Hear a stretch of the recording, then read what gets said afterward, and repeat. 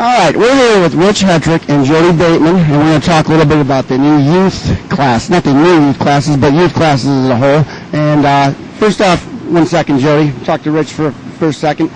The youth movement and how it's evolved through the ages here. You've been, out of anyone, very, very involved in the youth. When I think of Hetrick, I think of youth racing. I don't know if that's correctly, because that's what you've done. That's what we work at, right? Let's go back early.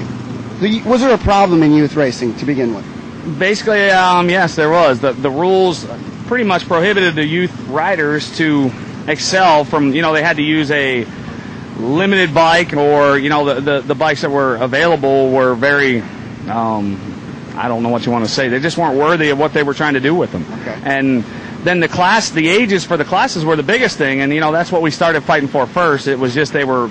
in the past it was 12 to 15 on an LT80 or a 90 or less. Knees in the bars. Yeah. And if you were a kid of over 100 pounds, you pretty much could not race the national series. So we worked hard with that, and got some of the other classes changed, and then went to production rules. Was the last thing that we fought for, and it just took off. Everything went. It sure did.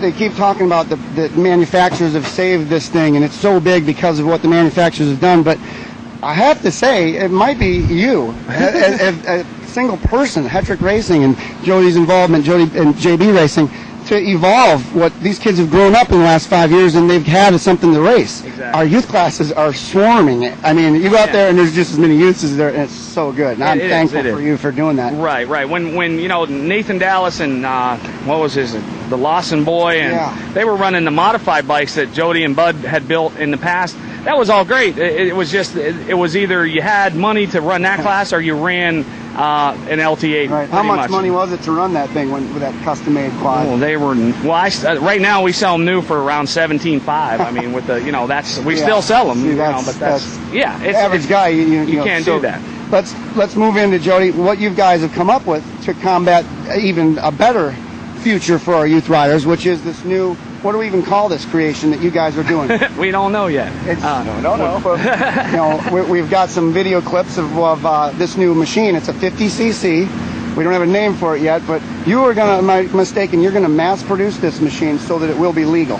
Correct, yes. We're gonna get it homologated to make the production rule for the ATVA for the 06 race season.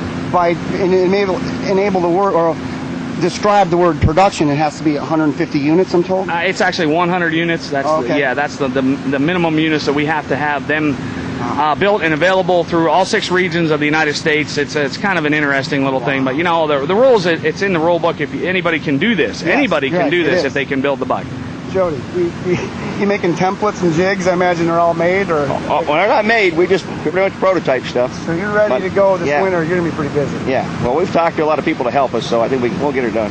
Unbelievable. You're doing what no one's ever even thought of doing. You're taking the role of a manufacturer. Well, you're going to lose a lot of money in this project. I mean, there's got to be cost. Oh, it's gonna. That's why we haven't done it in the past, where we would have done it. But now we're kind of. The aftermarket, they're trying to push it out of the way, so as the aftermarket guys, why not go production? Wow. I'm so proud of you guys. I'm nervous for you because let's talk about what ifs.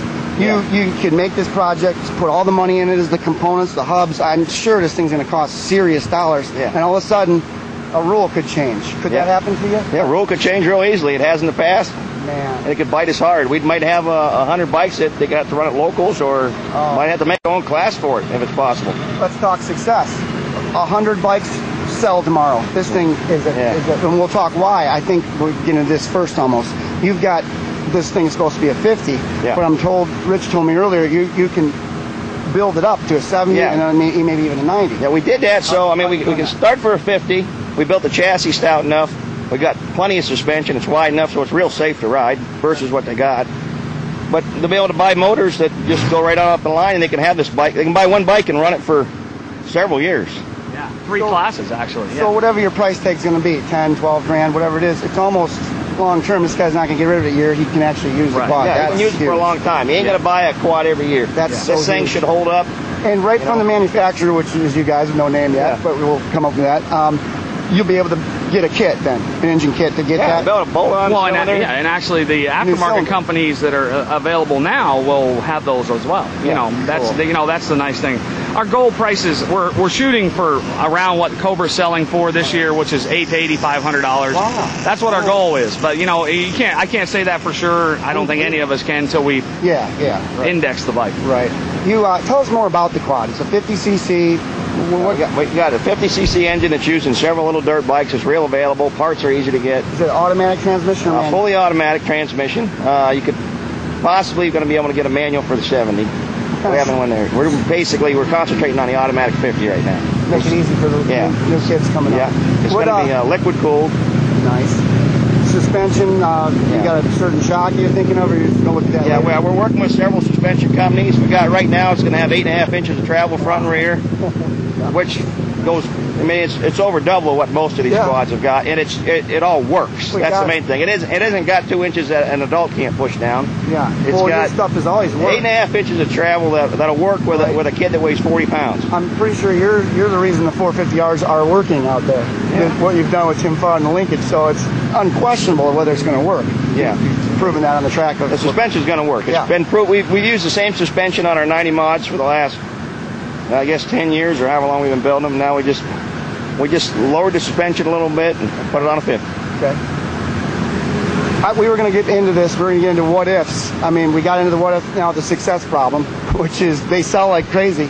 Are you going to turn into a marketing company and try to shove these things into dealers? And how far are we going with this? Are you going to go big? Or? That actually depends on, as well as the ATVA changing rules, the EPA right now would be our only stipulation to not moving forward on a regular process. Now, what the bike will have to be sold for, the way I'm understanding it right now the lawyers have got this, so I mean, don't hold me to any of this, but basically it's going to be a competition use only machine, and I'm going to have a lawyer. Templates made to put on the side of the bike that says this. I see. And if it is that, there will be specific numbers that we can sell per year. And it's a government thing, and I'm not, like I said, it's a lawyer deal, I guess, more than anything else. They're doing it. I'm just getting tidbits information, but the reason I was on Vendor Row this week with the machine is because I got an email saying we're good to go. So, I mean, I'm hoping that email is true, and I didn't jump the gun, but, I think that we're going to be good to go. I think so, too. I think your past has proven that you guys are diehard, and I would think that that ATVA delegates and stuff would consider that when they're trying to change something, and I think you're going to be all right. And I admire the both of you enormously for what you've done and what you're about to do. So thanks for talking to us, and any final words? Or? The only thing I got to say is that we got the bike at the track. We're going to be at the track. Okay. We're going to have parts. That's true. I didn't get on that. We're going to finish the races. You've proven that. You've been at every national, I think. No matter what happens, it'll be running. Right. Yeah. This was the first race this weekend for the bike, and he finished 4th in the 70 mod class with basically a little bit over a 60cc engine, just one that we had a guy put together for. So very, very good. And still tinkering. And it's probably got ran all weekend practice race. Never failed. Never towed it off weeds. Never failed. Nothing that broke. Was our goal. Nothing broke all weekend. Who's your rider? Davey, Nebraska. Okay. Yeah. Awesome. Yeah. All right. Well, thanks again for talking to us, and this means a lot. I really appreciate what you've done to our sport. Thank you. See ya.